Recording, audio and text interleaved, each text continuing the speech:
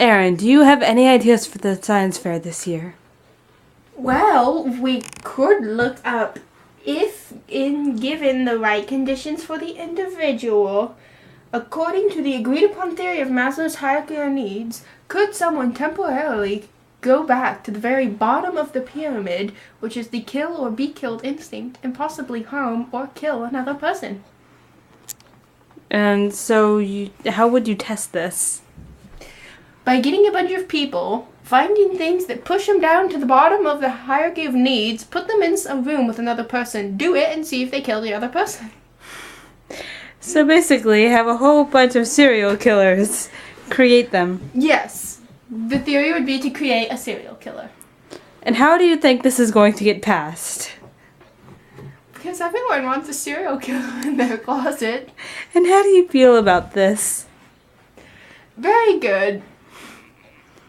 And how does very good affect your science fair project? It makes people want to listen if I say I feel very confident in it.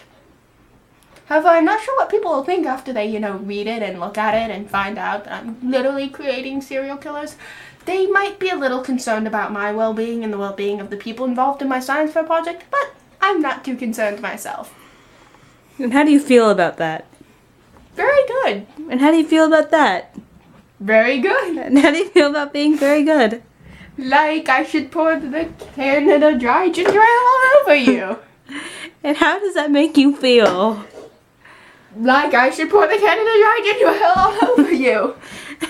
And if you did that, how would that make you feel? Quite satisfied. And what is satisfaction to you? Satisfaction is the harm and the creation of harm and the context around people, so I can get blood and death and gory and dead bodies of the plague. It's quite nice. Is it now? Yes. And if you could have one thing in all of your life, what would it be? Total destruction of the planet and the human race! Yes! Don't forget to write that down. And how do you plan to do this? Nuke it, baby, nuke it!